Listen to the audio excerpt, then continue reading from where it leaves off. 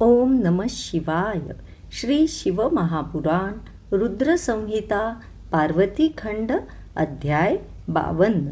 हिमालयाकडून वरपक्षातील मंडळींना भोजन. श्री गणेशाय नमः.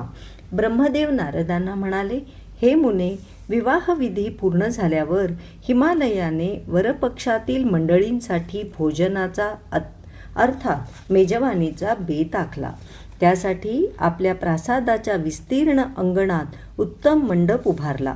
तो चांगल्या प्रकारे सजवला. त्यात सर्वत्र सुगंध दरवळत राहील अशी व्यवस्था केली. त्याने आपल्या पुत्रांना व पर्वतांना जानवशात पाठवले. त्यांनी भगवान शिवजींची भेट घेतली. त्यांच्यासह सर्व देव, देवता, ऋषी, मुनी, साधू, संत, शिवगण आणि देवगण यांना भोजनास येण्याची निमंत्रणे दिली. जानवशातील सर्व मंडळी प्रसन्न चित्ताने मंडपात आली. हिमालयाने त्यांचा सत्कार केला. त्यांना उत्तम आसनांवर बसवले. ताटे वाढण्यात आली. हिमाद्रीने भोजनाची विनंती केली. तेव्हा पंक्तीमध्ये बसलेल्या सर्वांनी हास्यविनोद करत आनंदाने भोजन केले. नंदी, भृंगी, वीरभद्र, इंद्रादी लोकपाल, भृगू आदी ऋषी, मुनी, ब्राह्मण यांच्या पंक्ती उठल्या. चंडीगणांचीही भोजने झाली. नंतर विष्णू आदी सर्व देव निवासस्थानी गेले. मेनेच्या सांगण्यावरून साध्वी स्त्रियांनी शिवजींना तेथेच राहण्याची विनंती केली. त्यांना सुंदर वासगृहात नेले. मेनेने त्यांना रत्नजडित सिंहासनावर बसवले. त्या शयन मंदिराची शोभा काय वर्णन करावी.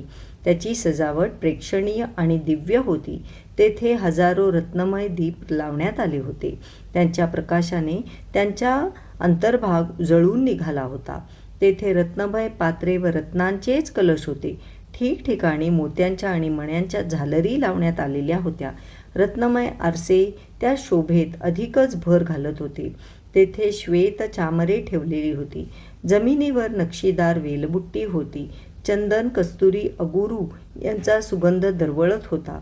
विश्वकर्म्याने बनवलेल्या त्या मंदिरात शिवलोक, ब्रह्मलोक, वैकुंठ, कैलास व इंद्रभवन यांच्या कृत्रिम प्रतिकृती होत्या.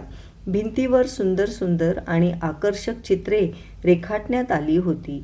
अशा प्रकारे सर्व दृष्टीने समृद्ध, परमरमणीय आणि मनाला आल्हाद देणारे ते शयन मंदिर पाहून शिवजी खूपच संतुष्ट झाले. त्यांनी हिमालयाची मनःपूर्वक प्रशंसा केली. तेथे एक रत्नजडित उत्तम पलंग होता. तो फुलांनी सजवण्यात आला होता.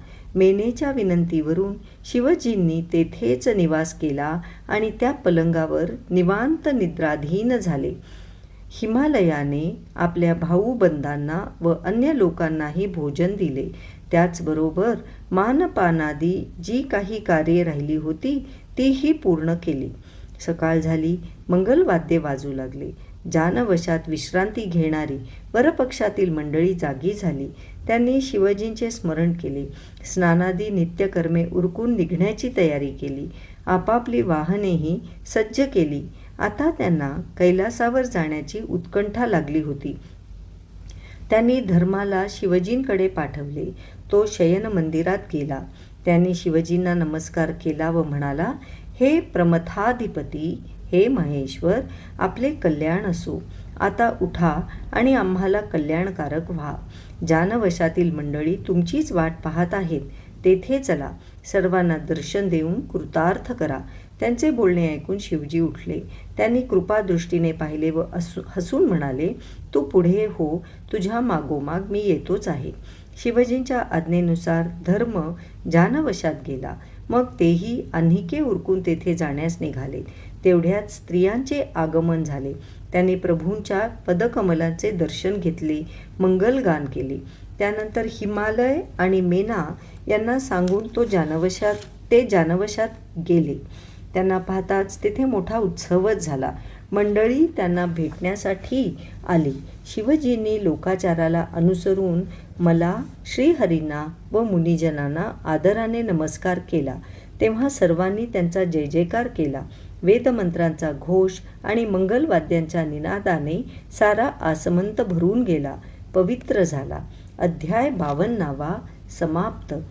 ओम नमः शिवाय.